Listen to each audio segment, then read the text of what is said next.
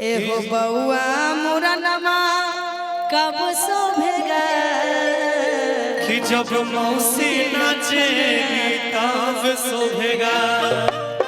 एना नहीं सोचे जब मौसी मामी सब ठुमका लगेते तो और अच्छा लगता कि बउआ के मौसी लगई काजल राघवानी,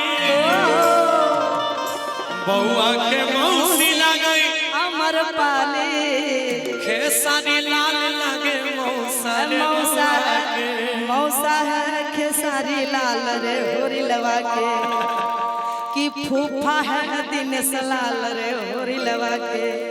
आइएगा कहेंगे कि घुमरल घुमरल बाल रे होरी लवा के, घुमरल घुमरल बाल रे होरी लवा के, घुमरल घुमरल बाल रे होरी लवा के, घुमरल घुमरल बाल रे होरी लवा के, घुमरल घुमरल केस रे होरी लवा के, घुमरल घुमरल बाल रे होरी लवा के। मुझको दफना कर जब वापस जाएंगे, साथ रखियों के वो जश्न मनाएंगे, रखियों के वो जश्न मनाएंगे। क्या बात है, बहुत बहुत धन्यवाद।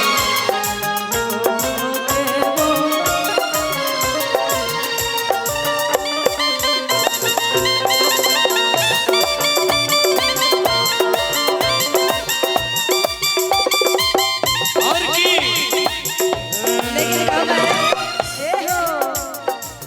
बउआ के मामी लागे श्री देवी,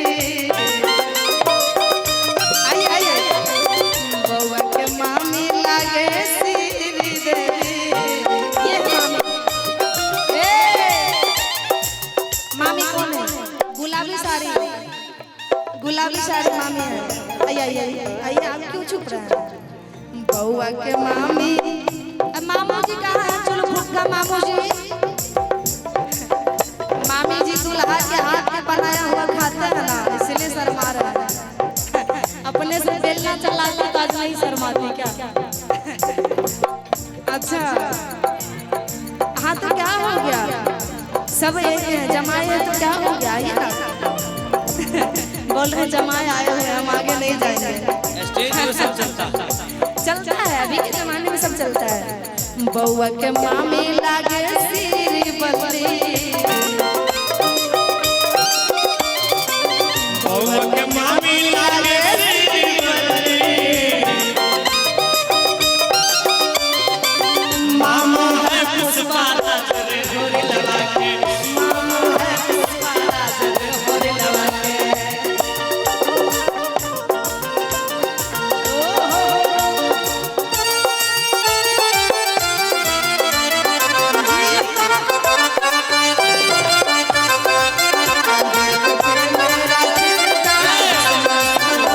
ये खिला है आपकी निगाहों का,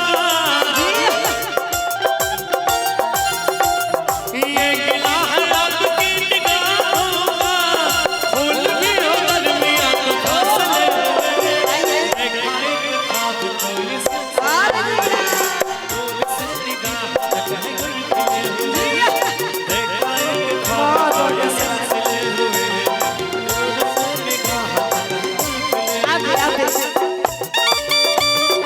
हुए।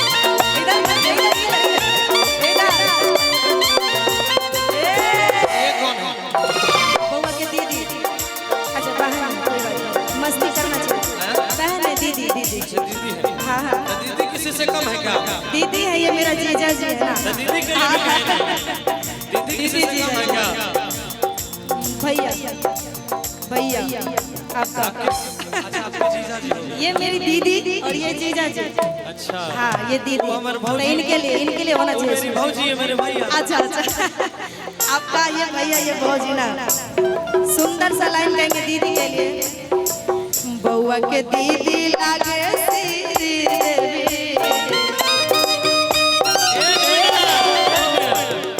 अभी देखिए श्री देवी चली भी गई।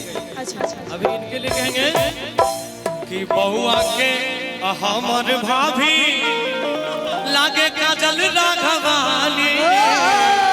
जोरदार ताली हो जाए। कि भाभी हमार लागे काजल राघवानी। भैया है खेसारी लाल रे होरी लगा के भैया है खेसारी लाल रे होरी लगा के घुमरा है खेसारी लाल रे होरी लगा के भैया है दिनेश लाल रे होरी लगा के भैया है खेसारी लाल रे होरी लगा के भैया है खेसारी लाल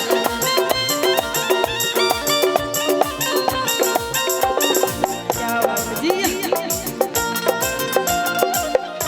तेरा कलियों से मुस्कान है फूलों सा चेहरा तेरा कलियों से मुस्कान है। रंग तेरा देख के रूप तेरा देख के कुदरत भी हैरान है। ओ रंग तेरा देख के रूप तेरा देख के कुदरत भी हैरान